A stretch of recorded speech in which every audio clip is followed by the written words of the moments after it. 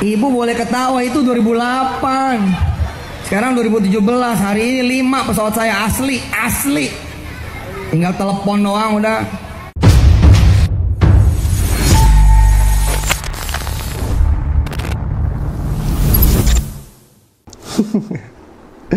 Bismillahirrahmanirrahim. Assalamualaikum warahmatullahi wabarakatuh. Kembali lagi bersama saya Walid. Yusuf Mansur dalam ceramah ini mengaku punya 5 pesawat, tinggal telepon doang, katanya asli. Yang mana yang kita mau percaya gitu. Jadi Yusuf Mansur kerap membuat cerita-cerita seperti ini, kerap membuat cerita-cerita yang kata netizen ini cerita halu, teman-teman. Cerita halu. Jadi ketika melihat Yusuf Mansur bercerita, ini kita akan sulit membedakan yang mana cerita dongeng, yang mana cerita real, teman-teman. Karena semua dicampur aduk menjadi satu kesatuan cerita. Dibumbui dengan istilah keajaiban lah, segala macam lah. Lalu kemudian ditambah dengan embel-embel, jika Anda bersedekah maka akan Anda banyak cerita itu. Banyak cerita itu yang kemudian akhirnya membuat orang-orang ini percaya dengan Yusuf Mansur. Membuat orang-orang ini terkesima dengan Yusuf Mansur. Lalu kemudian di ujung cerita Yusuf Mansur bercerita tentang bisnis-bisnis yang sedang dia jalankan. Sebut saja Hotel City, Paytrend, dan yang lain sebagainya. Hingga kemudian akhirnya orang-orang ini berinvestasi di sana. Yang mana kemudian perusahaan-perusahaan yang diinisiasi oleh Yusuf Mansur ini itu semuanya bangkrut. Yang rugi siapa? Yang rugi bukan Yusuf Mansur, yang rugi adalah umat. Saya tidak percaya kalau Yusuf Mansur rugi, karena dia terus-menerus saja membangun model-model bisnis yang sama, dan semuanya mangkrak, teman-teman. Semuanya mangkrak. Hingga tiba-tiba Yusuf Mansur mengaku di TV One di tahun 2010 dia bergabung ke warung Stick and Stick-nya Jody Brotoseno. Ikut mengembangkan warung Stick and Stick-nya Jody Brotoseno hingga kemudian berkembang pesat sampai hari ini, yang mana omsetnya kami taksir miliaran per bulan, teman-teman. Apakah ini ada satu keberlanjutan cerita? Apakah ada satu koneksi antara cerita yang satu dengan yang lain? Wallahu alam, hanya Yusuf Mansur yang tahu. Dan sekali lagi saya mau katakan bahwa setelah bisnis-bisnis Yusuf Mansur yang mangkrak tadi ini kemudian membuat umat protes, Yusuf Mansur seperti orang yang tidak tahu apa-apa gitu, seperti kemudian orang yang tidak punya salah gitu. Dan sekarang asik dengan bisnisnya sendiri, yaitu warung Stick and Stick. Itulah alasan mengapa kami ikut menyuarakan untuk kemudian memboikot warung Stick and Stick-nya Yusuf Mansur ini. Dan sampai hari ini pihak warung Stick and Stick ataupun Jody Brotoseno sebagai pendiri dari warung Stick and Stick tidak memberikan klarifikasi terkait Yusuf Mansur dan warung Stick and Stick. Maka kami anggap ini adalah sebuah kebenaran. Apa yang dikatakan oleh Yusuf Mansur mengenai bergabungnya dia di warung Stick and Stick di tahun 2010 adalah sebuah kebenaran. Karena menurut saya, ketika Yusuf Mansur mengaku sebagai komisaris Grab dan kemudian berita itu viral, pihak Grab tanpa tunggu lama itu langsung mengklarifikasi, langsung mengkonfirmasi bahwa Yusuf Mansur itu bukan bagian dari Grab. Tapi ketika Yusuf Mansur mengaku bergabung dengan warung Stick and Stick di tahun 2010, lalu kemudian berita itu terangkat, bahkan Pak Darso Arif mendatangi kantor warung Stick and Stick untuk kemudian bertabayun atau mengklarifikasi, meminta klarifikasi, pihak warung Stick and Stick tidak memberikan jawaban. Maka dari itu kami mengambil kesimpulan bahwa memang Yusuf Mansur ini adalah bos dari warung Stick and Stick, teman-teman.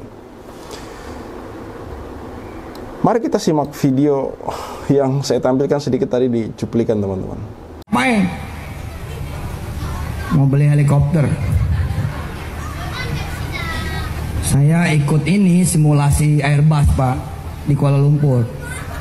Saya orang sipil yang bukan pilot, yang tidak sekolah pilot, tapi ikut simulasi. Nggak tahu gimana tuh, pokoknya ikut aja. Kuala Lumpur kan dulu ada di sana. Saya berangkat ke sana. OJ bilang, "Wih deh, Ustadz kaya nih. Ntar gue pinjem ya." Saya bilang sama almarhum, "Gak usah pinjem, Je. Gue beli 2, lu 1."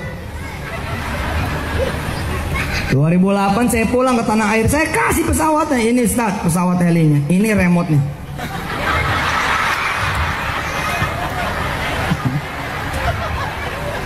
Ibu boleh ketawa, itu 2008.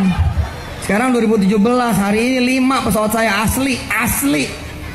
Tinggal telepon doang udah. Itu potongan video yang saya ambil di lini masa TikTok, teman-teman. Dan ada banyak cerita-cerita seperti itu yang kemudian dibuat oleh Yusuf Mansur, yang mana beberapa sudah dia klarifikasi, yang mana klarifikasinya itu makin lucu, teman-teman. Makin lucu. Jadi saya sebenarnya paham betul mengapa Yusuf Mansur bercerita tentang kehaluan-kehaluan ini. Itu saya paham, karena ini mirip-mirip dengan MLM, teman-teman. Mirip-mirip dengan MLM. Kalau teman-teman melihat presentasi-presentasi MLM di waktu itu, saya tidak menyebut semua MLM, tapi MLM tertentu gitu, yang sampai viral di mana-mana, itu semua seperti itu gitu. Menceritakan sebuah keajaiban-keajaiban, kehebatan ketika bergabung dengan bisnis yang segala macam gitu. Jadi Yusuf Mansur ini mungkin saya duga kuat, mungkin tahu betul psikologis masyarakat kita, bahwa diceritakan keindahan-keindahan gitu, diceritakan tentang kesuksesan dan segala macam, kayak orang flexing gitu. Lalu kemudian dibumbu-bumbui gitu, karena ini berkat itu segala macam. Lalu kemudian mengajak orang berinvestasi, yang akhirnya orang berinvestasi seperti kayak dihipnotis gitu. Orang berinvestasi dan pada akhirnya berujung seperti kisah-kisah Pak Soeharto dan yang lain sebagainya gitu, menangis karena gagal gitu. Padahal duit mereka ini adalah duit satu-satunya yang mereka investasikan, karena harapan-harapan yang diberikan itu tadi, angin-angin surga gitu. Too good to be true, teman-teman. Diceritakan seolah-olah itu ketika Anda menyimpan uang di situ, itu sudah pasti akan kemudian menghasilkan penghasilan bagi Anda di kemudian hari. Seperti itu ceritanya. Sederhananya seperti itu. Ketika Anda kemudian bergabung dengan bisnis Yusuf Mansur, itu seolah-olah dipastikan 100% itu akan menjadi profit buat Anda di kemudian hari. Padahal kenyataannya enggak, teman-teman. Dari cerita-cerita Yusuf Mansur itu tadi gitu. Kami sudah mengupload video tentang Yusuf Mansur yang terinspirasi dari Elon Musk lah, cerita dia gitu. Kemudian Yusuf Mansur yang sampai di gedung Google lah, segala banyak gitu cerita-cerita seperti itu. Apakah Yusuf Mansur tidak sadar menceritakan itu? Tentu tidak, teman-teman. Dia sadar betul. Bahkan Yusuf Mansur sadar betul maksud dan tujuan dia bercerita seperti itu gitu. Maksud dan tujuannya dia paham betul. Makanya dia bisa kaya, teman-teman, sampai seperti hari ini, karena dia tahu betul tujuannya gitu. Kan belum ada jawaban gitu, kenapa Yusuf Mansur bisa sekaya itu. Perusahaan apa yang dibangun? Nggak ada kan? Nggak ada.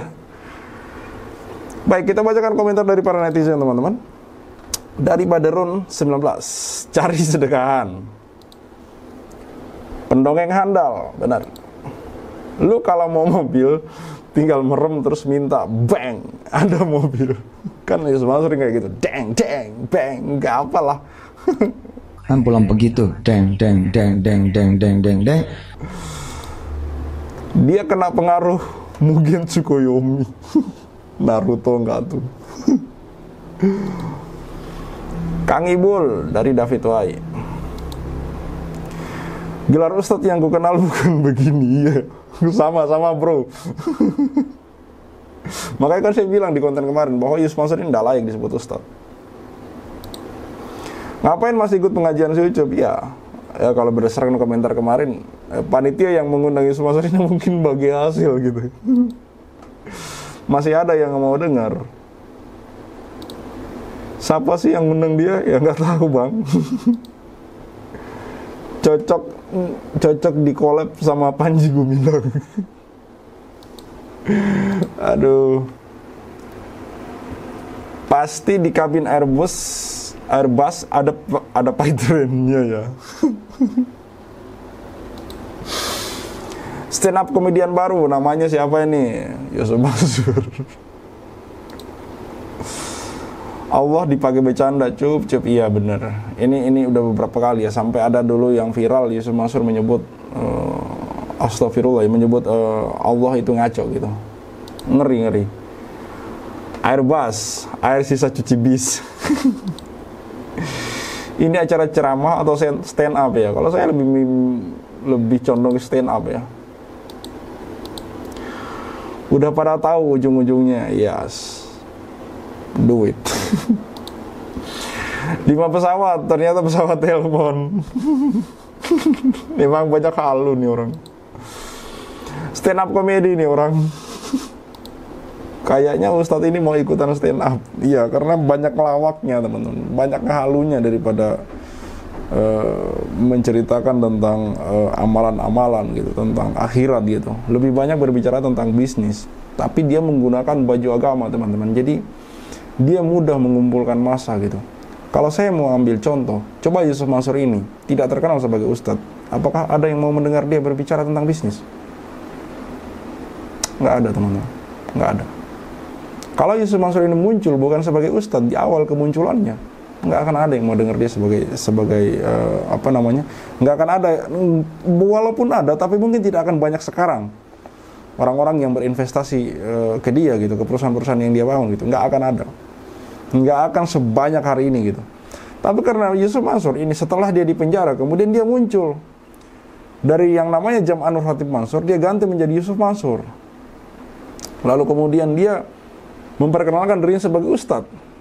Di samping itu dia kemudian juga memperkenalkan berbagai bisnisnya.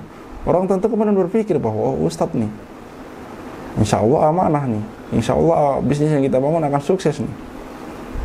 Mungkin kalau kita bicara bahwa walaupun ustadz kan tidak menjamin bisnis yang dia bangun sukses, iya. Tapi masa sih dari semua bisnis yang dia bangun semuanya mangkrak? Apakah ini kebetulan atau memang sengaja? Ada unsur kesengajaan bahwa memang bisnis-bisnis yang dibangun ini bertujuan hanya untuk mengumpulkan uang-uang dari para investor. Uang-uang dari orang yang menyetorkan duit dengan alibi, dengan embel-embel investasi. Ternyata orang-orang ini hanya mengumpulkan uang gitu. Lalu kemudian dikumpulkan menjadi satu kantong, lalu kemudian dipergunakan di tempat lain dengan nama pribadi gitu. Apakah seperti itu skenarionya? Karena kalau kita lihat, kok semua bisnis yang dibangun, yang mana itu mengajak umat, itu mangkrak teman-teman. Berhenti gitu. Dan dibuat berkali-kali. Dibuat berulang-ulang. Dan semirip hampir sama semua. Setelah kemudian Yusuf Mansur ini mendapat kritikan pedas dari berbagai kalangan, dari berbagai sudut, bahkan media sosial ikut banyak mengupload tentang itu. Nggak lama anaknya muncul, Wirda Mansur, iCoin.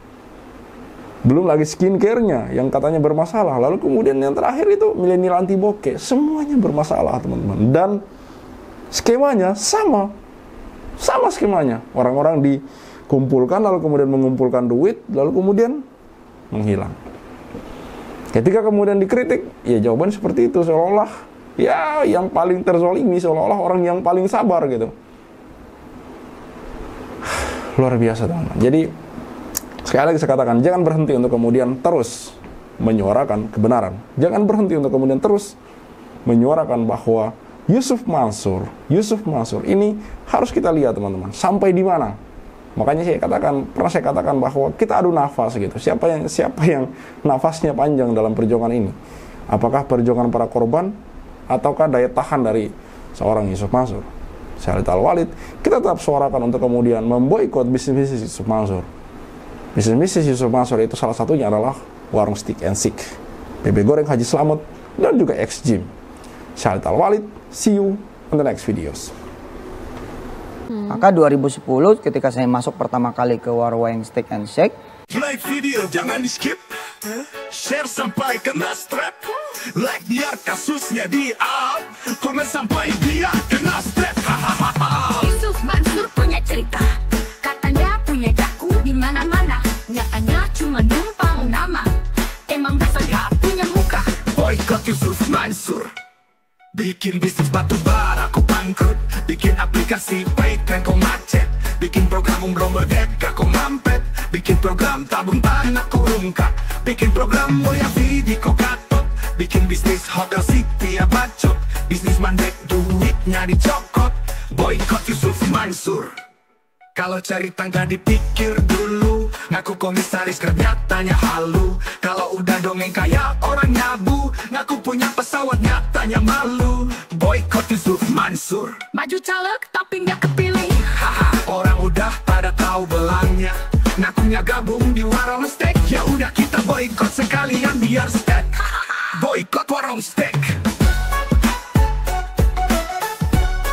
Boykot warung steak. Boykot warung steak. Kok bisa bangun bisnis saat saat pandemi, emang duitnya dari mana?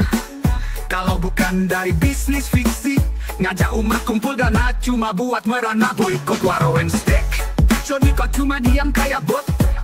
Apa sih ujuk bikin lu takut? Takut kebongkar, takut kecokot. Hahaha. Bikin bisnis batu bara kok bangkrut, bikin aplikasi patent kok macet, bikin program umroh merdeka kok mampet, bikin program tabung tanah kok rungkat, bikin program Moya Vivi kok gatot, bikin bisnis hotel city ya bacot, semua baik duitnya dicokot. Boykot warung steak. Kalau cerita nggak dipikir dulu, ngaku komisaris Grabnya tanya halu. Kalau udah dongeng kayak orang nyabu, ngaku punya pesawat nyatanya malu. Baju caleg tapi nggak kepilih, haha. Orang udah pada tahu belangnya, ngakunya gabung di warung steak. Ya udah kita boykot sekalian biar steak. Boykot warung steak. Sorry kok cuma diam kayak bot. Apa sih ujuk bikin lu takut? Takut kebongkar, takut kecokot. Hahaha. Bikin bisnis batu bara kok bangkrut, bikin aplikasi patent kok macet, bikin program umroh merdeka kok mampet, bikin program tabung tanah kok rungkat, bikin program Moya Vivi kok gatot, bikin bisnis hotel city ya bacot, semua baik duitnya dicokot. Boykot warung steak. Kalau cerita nggak dipikir dulu, ngaku komisaris Grabnya tanya halu. Kalau udah dongeng kayak orang nyabu, ngaku punya pesawat nyatanya malu. Maju caleg tapi nggak kepilih, haha. Orang udah pada tahu belangnya, ngakunya gabung di warung steak. Ya udah kita boykot sekalian biar steak. Boykot warung steak. Stop mampir di sana, stop masuk ke sana, stop makan di sana, stop bikin si ujuk kaya. Boykot warung steak. Bikin Yusuf Mansur ketar-ketir, biar dia mikir, biar dia sadar tanggung jawabnya Mansur. Kami sudah hilang sabar, umat sudah marah besar. Sampai mana kau kabur, akan terus kami kejar walau sampai lubang kubur. Boykot warung steak. Boykot warung steak. Boykot warung steak. Play video jangan di skip, share sampai kena strap, like biar kasusnya di up, komen sampai dia kena